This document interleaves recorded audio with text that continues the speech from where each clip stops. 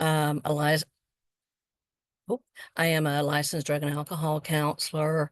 I've been here at juvenile court for I think 23 years, and was with Metro 10 years doing treatment inside the jail before that, and then treatment center before that. So, um,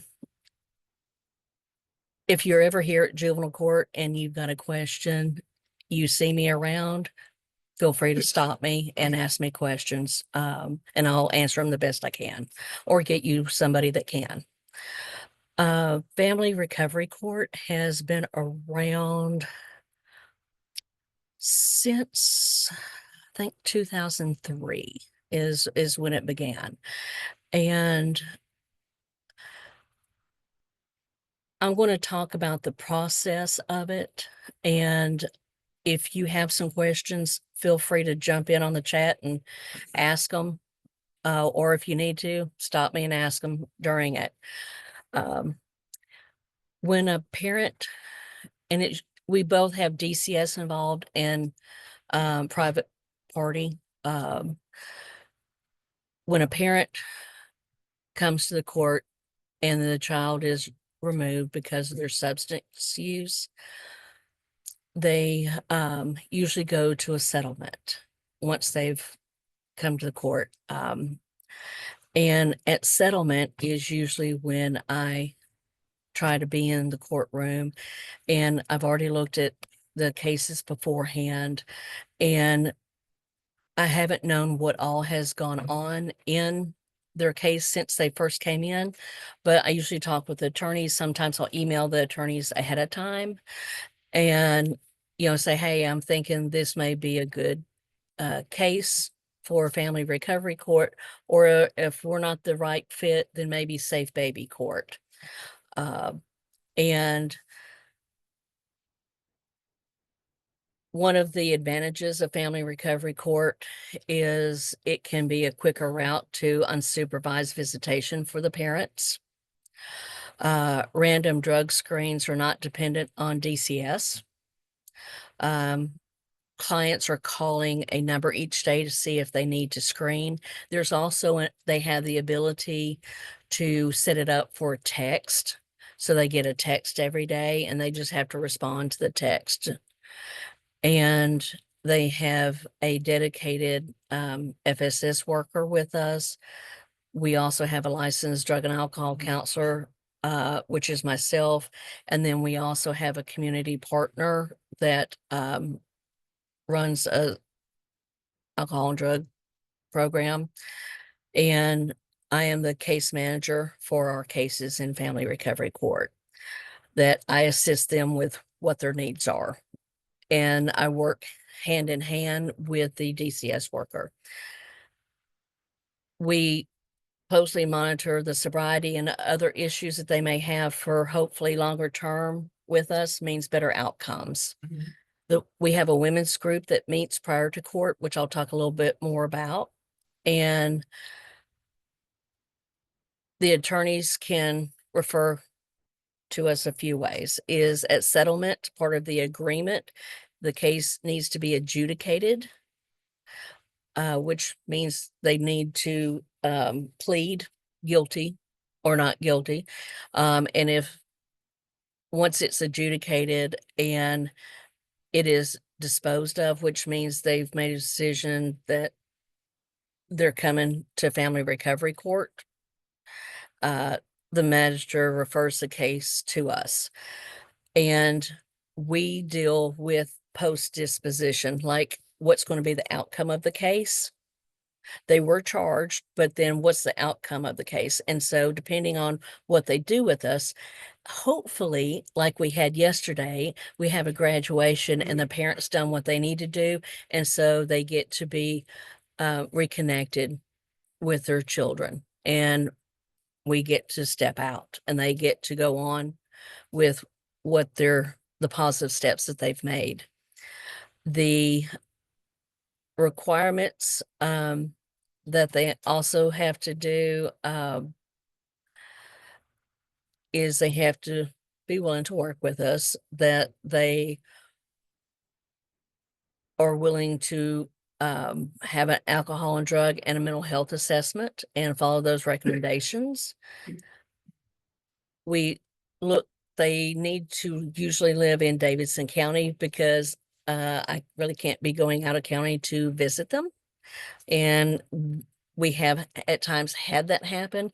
Most parents are not successful because transportation is an issue for a lot of our people. And the court doesn't give out bus passes. Usually we can get with DCS.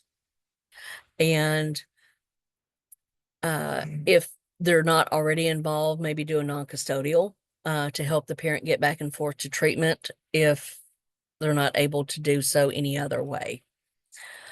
And I don't know how many of you know, but sometimes that's a process that takes a minute. So we meet usually in courtroom E as an elephant, never forgets, at 3 p.m. on most Tuesdays. We don't meet during trial week.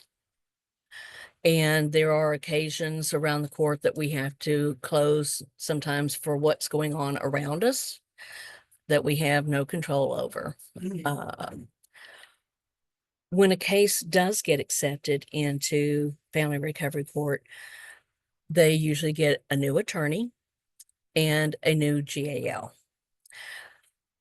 The reason we do that is we have two attorneys that practice well, not just in us, but we have two attorneys that have agreed to be assigned basically to Family Recovery Court, and they understand the process of recovery court, what happens in recovery court. And we also don't take up 20 plus other attorneys trying to shuffle coming in here or having a perm plan there or something else over in another court or in another county. These two have dedicated themselves to here. Now, if we have two parents coming in, then we have possibly we will keep the GAL that was assigned formally.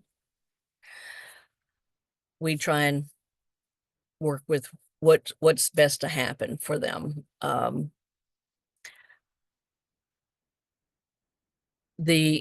Once the new attorneys are assigned, the former attorney closes out their case. They can bill for what they need to.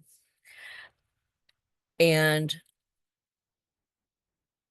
normally when a case comes to us, if DCS is involved, the worker will change to our Family Recovery Court worker. We do have a DCS liaison that is assigned to our court. And right now that's just recently changed. And Michaela Wilkerson is with us. She's newer to DCS, but seems to be a really good fit on our team. And still working out some kinks, but I love where we're going with her. And you can tell that she really loves what she's doing with us. And that helps feed into the positive that we give to the parents that come work with us. I like to say that we get to help them on their journey. I generally get to meet the parents at settlement. Sometimes they come to us from other courtrooms. At times I am called up, sometimes I'm not. Sometimes nobody lets me know that they're coming, but when I do get to talk with folks, I give them kind of a synopsis of what we do. And I talk to them about the phase system, which I'll go over with y'all. And I let them know some of the nuances of what we do, the support and the team that they're going to have to help them become the parent that they want to be and that the child deserves. And also making sure that the child has the support and is taken care of where they are. I also, at that initial meeting, give them a piece of paper. On that paper, it gives them a name and a phone number to call to set up the initial alcohol and drug assessment. And I tell them to call and have that done before their court case. Sometimes they cannot get that done before the court case, but I work real well with our person that does that. And so we communicate about if there's difficulties, if they had to change stuff, or if the client had to change stuff, and we try and support and get them there to make it happen. Because without knowing the recommendation, we're not sure if we're the right fit for them and they're the right fit for us. I also, on that paper, give them kind of a speaking point for when they call, because a lot of people are really nervous when initially making phone calls for assistance or anything. So it's, written out, hi, my name is, Jane Taylor from Family Recovery Court had me call you. She wants me to have an alcohol and drug assessment. My court date is, and I'll write in what their court date is so they can tell her. So that's kind of my first initial, let's get this going. At that time, I normally give them my phone number and get their phone number and give them send them a text right there while we're meeting. So they have it and they can put me into their phone. So they can contact me before court if there's any problems, if there's any concerns, if there's some scary stuff going on that they need some support with and they don't know who to reach out to.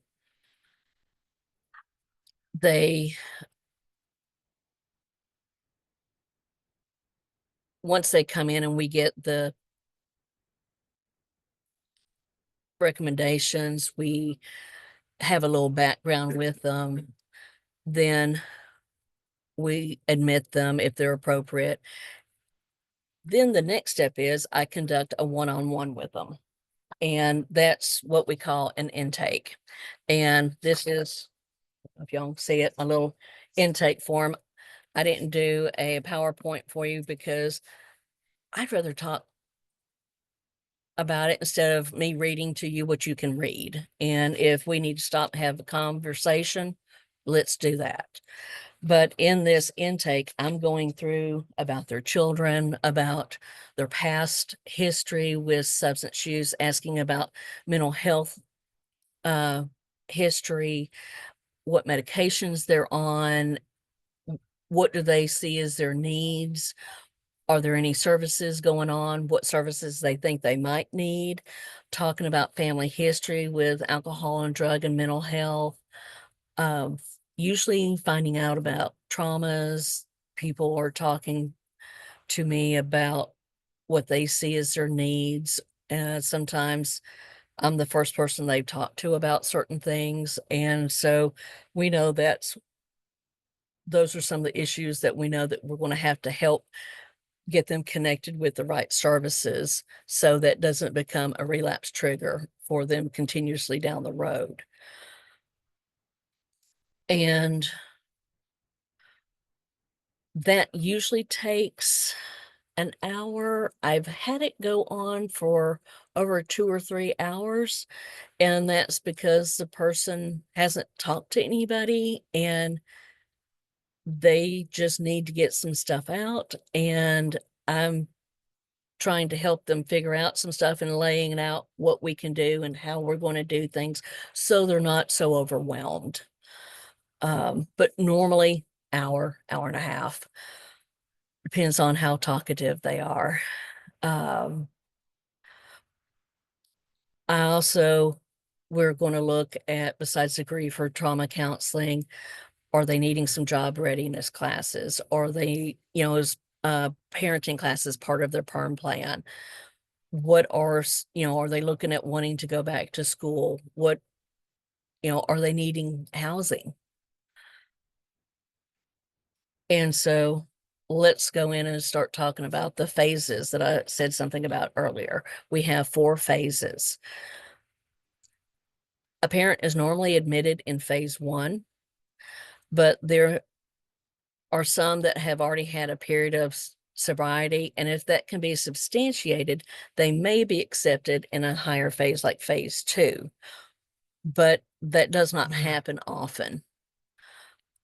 We may also, when we're considering that, have them do some random screens, and that sometimes will let us know if we need to keep them at phase 1, or we can move them up to phase 2 with maybe some conditions on that. The female clients meet at 2 p.m. In the courtroom in courtroom E normally.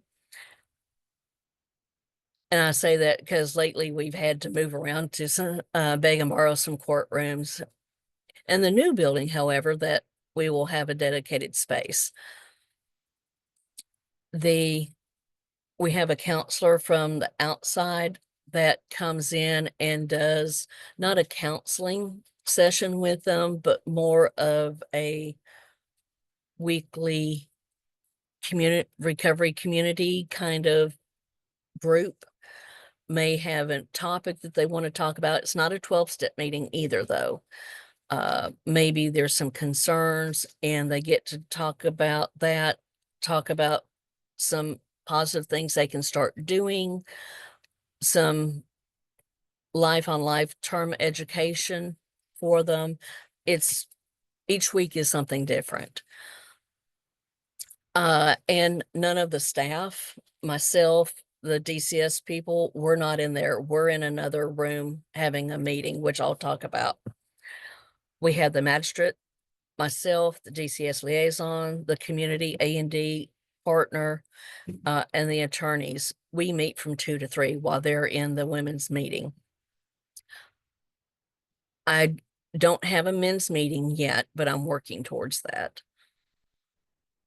We normally don't have enough men to have enough men's meeting, but I'm working to making that happen. I've just got to get my community partner to give me another person and find another space to do that. So I keep chipping away. My apologies.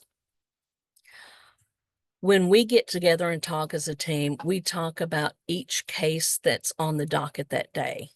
And if there's concern about someone else that's not on the docket that day, we may discuss it there as a team also. And what we're doing when we're reviewing them, what's going well for the person, what's not going well for them, what are we doing, what do we have planned for them? We're, solution oriented, looking at how we can help them through whatever's going on, whether that's saying, we say that you're testing positive, that I apologize, I'm in a cubicle, that we are looking at what they need to move forward, whether it be having another A&D assessment, because what we're doing and what they're doing doesn't seem to be working. So in phase 1, weekly court hearings, the goal or treatment, their sobriety, getting their health kind of back in check.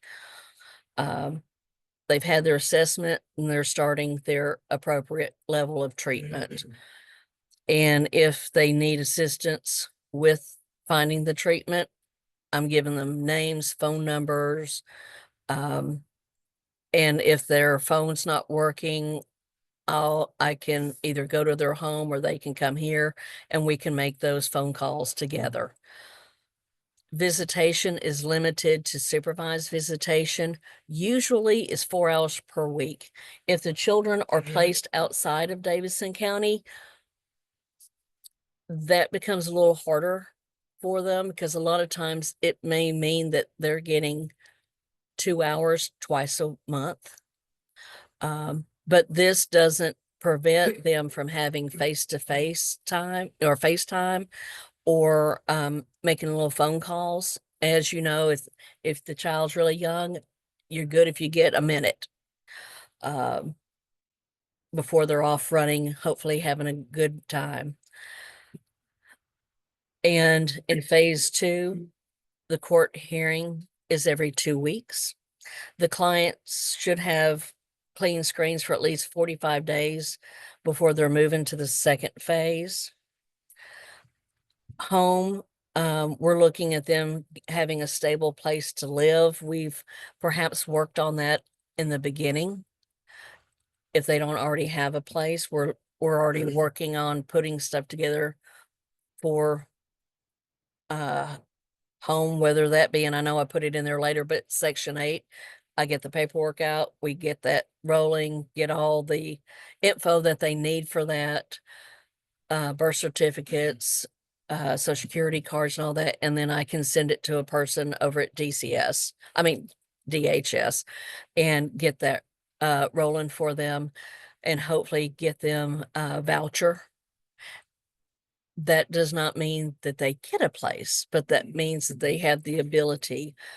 And just to let you know, if you work with a family doing that and there's not any places, have them go to apartments. I know I've had actually two of mine, went to apartments that were new and talked to them. And because they had some sobriety and, recovery time, and because they were both working, and the person seemed to be willing to give them an opportunity to give them. One of them wasn't even set up to take Section 8, and they got back with their corporate and made a space for her to take her voucher, which that's just a win. So, she's a graduate now, but she's in an apartment with her children. And the reason we talk so much about getting a safe place for them to live is because we're looking at 8 hours of unsupervised time in phase 2. And we usually want to take a look at either myself, the guardian ad litem, want to take a look at the house. Is it safe? And safe is a relative term. For different people, it doesn't mean always it needs to be hygienic, and it, nothing, I know you know what safe is, but a lot of people are concerned about a little mess around. Mess doesn't necessarily mean unsafe. And so that's where I'm going with that. And if you got questions, feel free to ask. Have we got any questions, Sarah? I don't see any, but I Okay. wanted to clarify the 8 hours in Yes. phase 2. Is that weekly? 8 hours of unsupervised? Yes. Okay, cool. Anybody have any questions really quick? All right. Okay, I'll keep rolling. Oh, quick question. How much time do I have? I think the Zoom is about an hour. Okay. So is All that right. right, Sarah? I think it'll maybe kick us off. I'm not sure it's on the Okay. nose, but I probably won't last that long. yeah. And I'm hoping we can maybe have a few moments for questions toward the end as well. Beautiful. That's my hope also. Phase 3, they're coming to court every 3 weeks. And in moving to the third phase, the client is to continue to produce clean screens for 2 to 3 months, finishing their treatment program if they haven't already done that in phase 2, be involved in aftercare or whatever recommendations that their treatment suggested. That's also including, which I didn't speak about before, but the mental health assessment, because we want to treat the whole person. And a lot of people that have substance use issue also have a co-occurring. And we want to make sure that we're addressing all needs for them. But In phase 3, we're looking at aftercare employment if appropriate. The purpose more of phase 3 is getting some meaningful activities, getting them to have some independence, some income, some resources to participate in society. Once we all step back. They need to be compliant with their perm plan, which is what we'll be looking at more here if they're done with their treatment or they're not going every day. We are looking at, okay, do we need to get the parenting assessment done if it hasn't been done? What do they need to do thus? Visitation is every other weekend, unsupervised. Dates and times can be modified depending on the situation, but that's every other weekend, like from Friday after school or 6 p.m., whatever works, till Sunday at like 6 or whatever. So they can have time to kind of unwind, decompress a little bit, have bedtime, and get ready for school or whatever's going on that next week. Phase 4, we're looking at court once a month, every 4 weeks. And in here, of course, you're looking at 2 to 3 months of recovery, clean screens, stable housing, complying with aftercare, the perm plan. Hopefully, we're looking at what hasn't gotten completed in the perm plan that we have to have that completed. We're also looking at phase 4 is a 90-day trial home visit is what DCS would call it, but we're looking at 90 days of the youth being in the home with the parent. This one is looking at community, the engaging in relationships, social networks that provide support, friendship, love, hope for them. One of the questions that I get a whole lot is, what if they relapse? Because majority of us know in recovery, especially early in recovery, there will be bumps in the road. There will be some relapses that happen. What we want to do is support them. We want to get them reassessed. We want to see what are the needs. A lot of times things can seem okay when they're not. And we may need to change some services that are going on or add some services that they didn't have before. We can also keep them in the phase that they're in, or perhaps move them down a phase or extend their phase. We can modify it to have them come in more often. Also want to say, if the parent is involved with someone that is not a part of the court case, we may ask that that person also be screened since they're going to be around the children. Sometimes DCS will do that for us. Sometimes, we may have to set them up in AverHealth, which is the screenings that we use presently, and make sure that whoever's going to be around this child be around the parent for any length of time, and they're a substantial participant in the person's life. We want to make sure that they're okay and that we're kind of doing a little bit of background check on them. The parents do take random screens. We pay for them. The court pays for them. If they disagree with their results, if something comes back positive and they're like, I didn't use that, I've never used that, or, I don't know how it got in there, we can tell the parent that they can ask for a confirmation test, but they have to pay for it.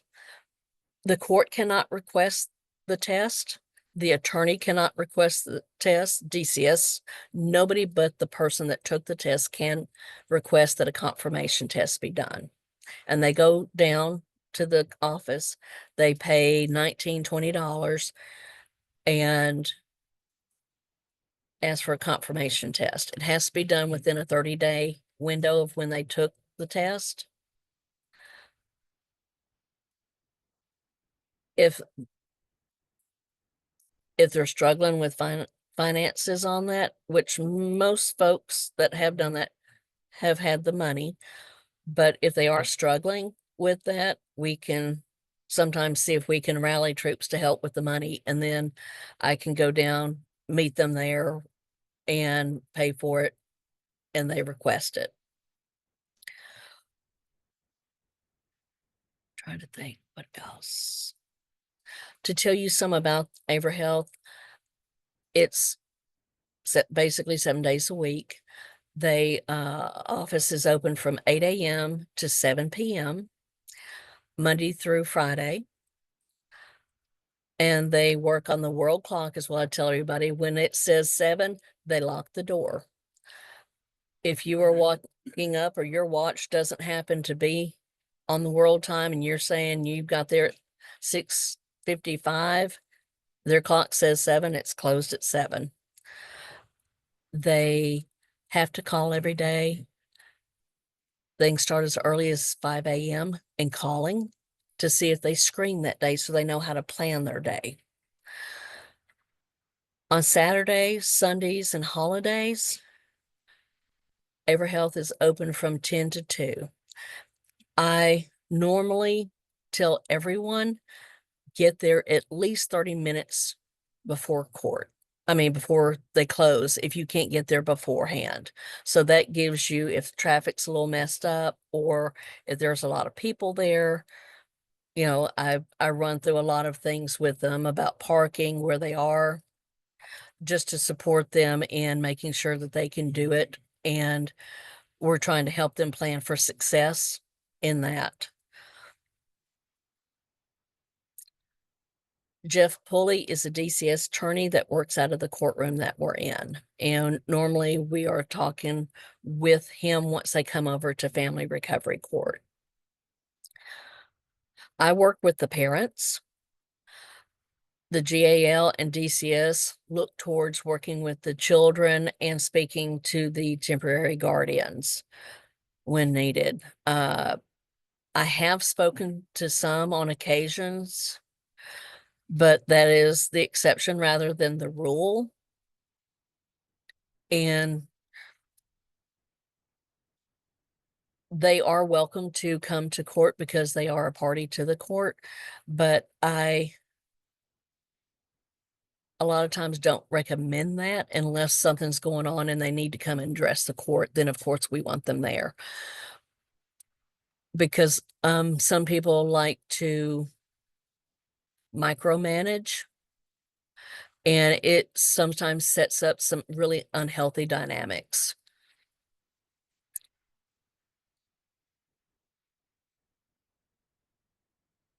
But I love my CASA people. I really enjoy working with folks, and Sarah can tell you, you are welcome to come to court and email me, text me. Sometimes that may help you take care of some other stuff you need to do instead of being in court. And I'm always happy to update you, but you are always welcome to court. Hey, And Jane. yeah, Can I ask you a question about that just while I'm absolutely. thinking about it? Yeah. So, in terms of I know that you guys are so, we're welcome to come. Yes. When do you guys want us to prioritize being there? And also, when do you guys want to see those reports, the CASA reports? Great question. Oh, and one thing I want to also say is the reports I get from y'all are fabulous. The information is fabulous, because in me not connecting so much with the temporary guardian and y'all having those beautiful relationships, that's really great to see the other side. Like on a case we've had recently, when there was some real, interesting concerns that needed to be looked at and addressed. I, when you have those concerns, I think coming to court during that time is a yes. If everything seems to be going okay and that, you're welcome to come. I don't see it as a priority. But when there are those concerns that you have, having some documentation on that and also coming to court to answer any questions his owner may have is extremely helpful because you can speak to something that I'm not as knowledgeable about. Does that help? That does. Thank Okay. you. Absolutely. Great question. Now graduation. After they've successfully completed phase 4, they will graduate and they will have their custody back. We don't do that lightly. Depending on the client's progress, graduating from us, I say at the quickest would be 9 months, but I don't think I've ever really seen that happen. But to 15 months, but we really are looking more at a 12 months. At the 9-month mark is kind of when the child is going back to the house. But on graduation day, the graduate reads a letter to the court. And when they're moving up a phase, they read a letter to the court. In those letters, depending on where you are, it's like you get to be your own cheerleader. You get to own what's going on with your substance use and why you're there. And we don't ask that you go into details. We don't want you really re-traumatizing yourself. But I guess you could say qualify yourself because everybody's story is different. And then you get to talk about what you've done, what you've chosen to do on your journey of recovery, what you have gotten, the programs that you have gone to, the meetings, the sponsorship, the changes in yourself that you've seen, the changes in the relationships with the people around you, that your health changes, the changes that you're able to sleep better, that you are able to actually obtain a job, gaining the trust back from family members.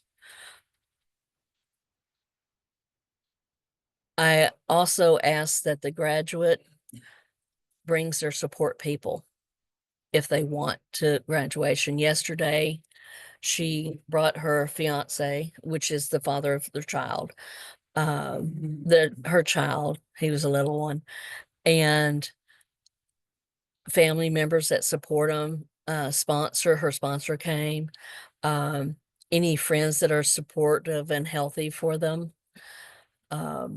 We want them to be celebrated. We also have cake. They get a certificate. His honor talks to them about the growth he's seen. I will sometimes talk about the growth I've seen with them.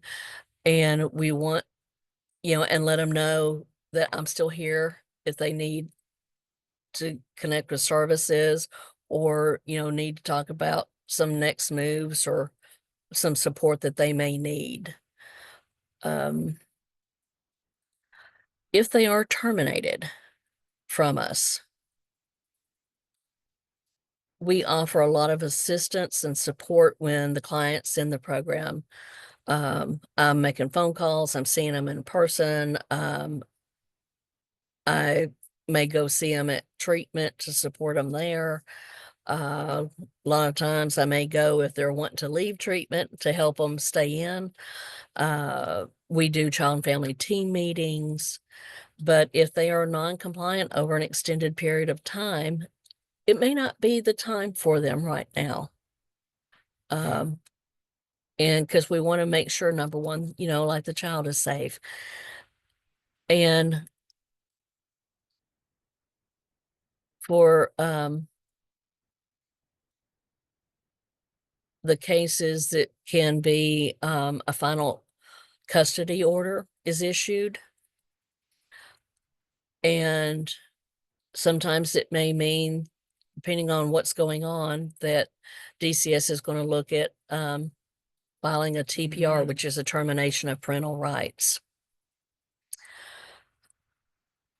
I know I probably have left some things out, but I'm more than willing to answer any questions. So I have another question and then I'm going to open it up. But Okay. when you so when you do release a parent from the Mhm. program, do they just go back to the regular rotation, like to their previous magistrate in No, juvenile court? no, they No. are, once they are done with, once they graduate our Well, program. I'm saying if they don't graduate. So if they're Oh, released for lack of progress. um, if they have been with us for a while, it's usually a final custody order, and we are having the GAL come to court, and we not the GAL, I'm sorry, they're usually there. We're having the guardian come to court to see if they are willing to continue taking care of the child. Uh, the GAL will talk to them, and right, so if they're early on, we may send them back. If we do not take them, if they keep not coming to court or not doing what they need to do, and we haven't accepted them yet, because sometimes we may have a person that's playing for a few months, not sure what they want to do. And if they are not willing to come to court, then we will send them back to the court from which that referred them to us. Okay. And they will generally set a trial date to see, what happens. That was a great question because I did not cover that. And one thing I hope you saw in the phase system, they are coming to court and we are seeing them a whole lot, and they're not seeing the child so much because the focus is on themselves, and slowly they're not seeing court as often. That doesn't mean that I'm not contacting them. I'm not bugging them and seeing what they need. And they're seeing their child more, so they're getting to take that responsibility on while they're clean and sober. And that's sometimes where we may have to tweak things. And I keep looking that way because I'm looking at y'all, and then I have all your faces over here on the left. But are there any other questions that y'all may have?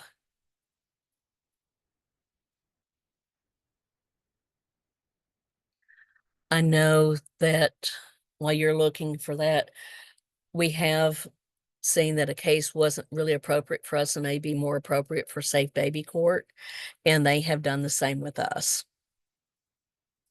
And if you know about Safe Baby Court, we do not have the grant funds that they do to pay for a lot of things. That's one of the bonuses for them. And we meet more frequently than they do.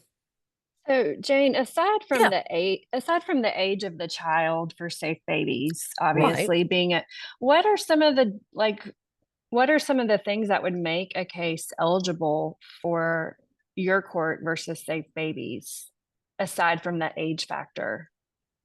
Well, I think we take similar the same cases. She just usually um takes, the age group, but we look for the same, substance use issues that have the child that's been removed because of that, and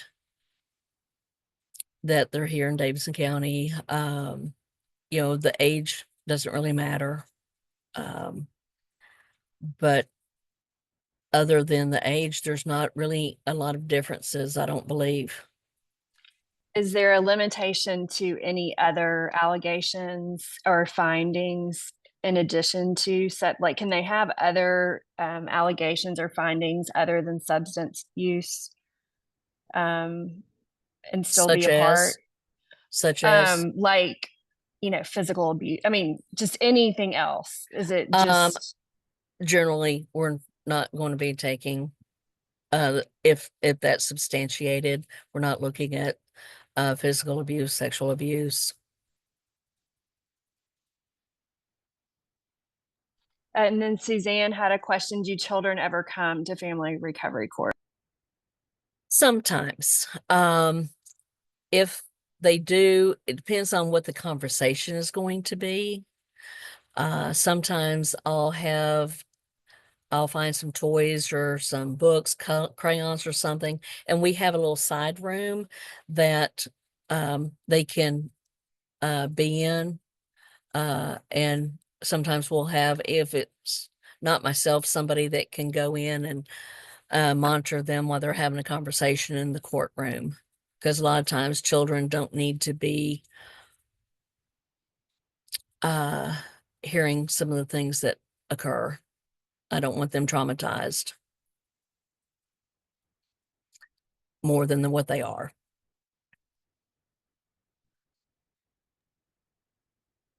Anybody else And have any questions?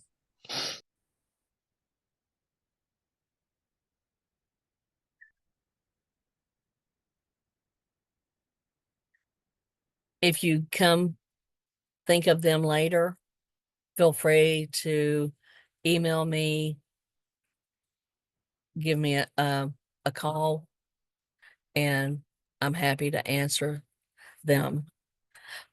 Just to let you also know, one of some of the community things we deal with A&D treatment, 12-step meetings, mental health services, helping them, like I said, with Section 8 paperwork. And here at the court, we have Second Harvest food boxes. I don't know if folks are aware of that, but we have those available. And if you're dealing with parents that are homeless, if you don't know about People Loving Nashville or People Love Nashville, that's something that's I've had them help some of my people get in an apartment and actually helped get it furnished also. And if I'm sure most of you know about the diaper stuff that's going on, but if you don't, I can help you with that information too. And if you do not have, let's see, hold on, I'm trying to, I don't know if it's gonna, there we go. One of these, I encourage you to get one. Um, they are a wealth of information that you can keep in your purse, your pocket, whatever.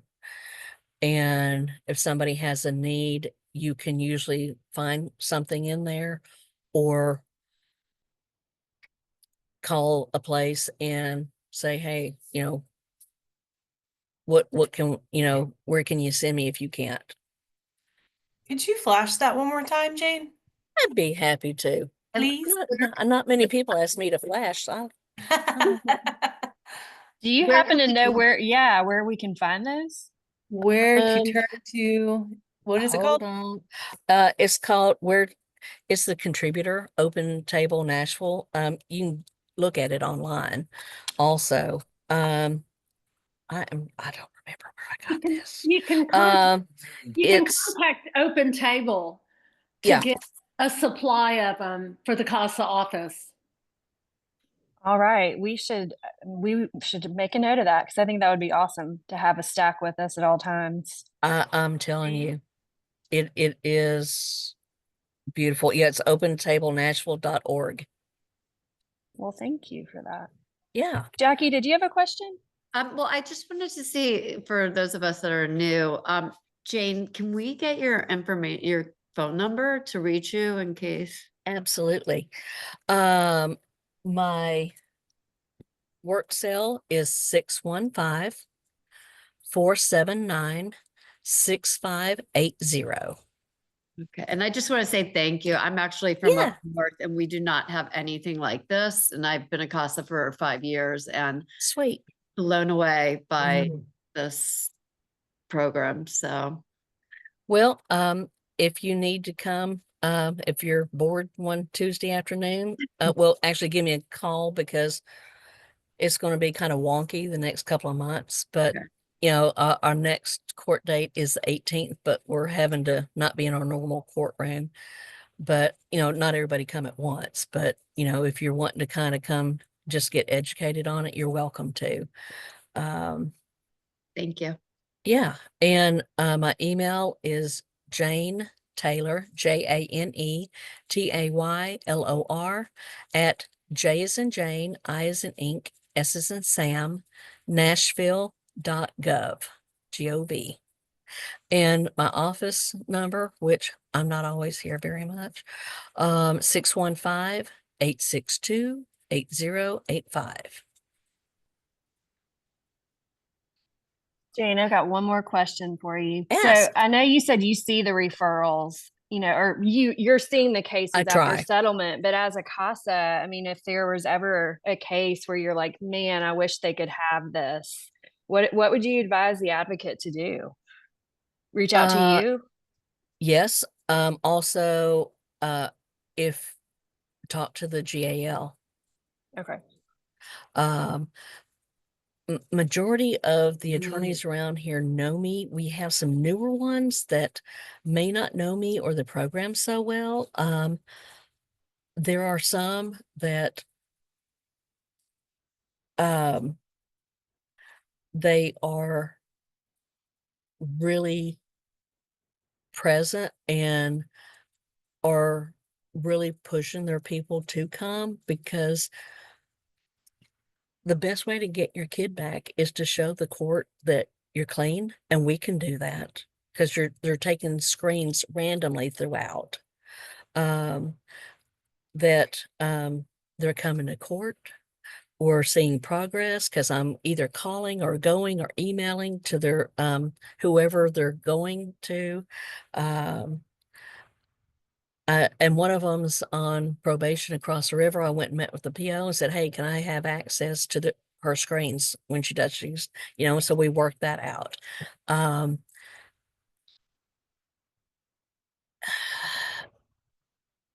It's it's just it's just lovely. I have a question. Yes. Hi, thank you for being here. I'm Thank just you. wondering lately, from what you're seeing, if you're seeing very many false positive drug screens. I had one recently that got lab tested, and it was pretty concerning because it was a teenager and it tested positive for fentanyl, and it turned out to be a false positive. I just wondered if you see trends like that, or They do happen. But from what I've seen, and I do screens for the whole court, I set them up and I'm looking at stuff all the time. We don't have that many false positives. Do they happen? Yes. Sometimes some medications can make false positives, and there's some medic screens that you don't know if it's a over-the-counter medication that did that, or if it's an illegal kind of, you didn't get the prescription for it. Some of them, you can't necessarily tell which it's coming from, but I don't see a whole lot of false positives. thank you. And on the juveniles, I believe that we would pay for the confirmation. I'm not 100% on that, but I believe that we would pay for that.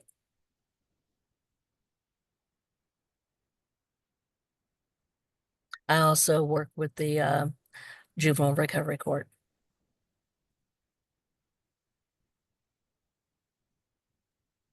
I really Well, appreciate y'all talking, yeah. letting me just go on about it, because it's beautiful when it happens. And sometimes parents just aren't ready. And so, the thing is to make sure that the child's set up for success until the parents, ready to do what they need to do. And, that's where I am I have one of the parents that's about to graduate, and the other parents just been struggling the whole time. And I'm trying to convince her that recovery is worth it, because down the road, you know, your children are still going to need you. And I don't think I'm going to be very successful right now, but I'm just going to keep saying it because it's true. Yeah, well, we really, really appreciate you and your time. And Yeah. if anybody does ever want to go observe and it's a good time, I would encourage it, because it is a very different feel in that court. They really do kind of wrap around the parents, and it's kind of nice. It's kind of a nice change of pace. So they try to give them a really good shot at getting their children back. So One of the Um, things, if I can break Yeah. in for just a sec, one of the things that my personal belief is, you've heard the saying that you can lead a horse to water, but you can't make them drink. My thing for my work and kind of myself is I want to make them thirsty. mm. That's awesome. Well, thank you again. Yeah, Y'all are yeah. doing great work. And if there's Y'all ever are too. anything we can do to be more, effective and supportive, please let us know. So Yeah, y'all are awesome. Well, You have my thank you. vote. same here. All And right. your info is in the chat. So, and I'm going to Sweet. record this and send it on out. But we appreciate you. So All y'all right, have a I good appreciate day. y'all. Real All right. quick, real quick, yes. just want to give a plug. I wouldn't be doing my job. That's right. If you attended this training, folks, please do Yes. an hour of continuing education in Optima, because there's 12 of them required. So please do so. And thank you again, Jane. All Yep. right. Thank you guys. All right. Bye. Bye.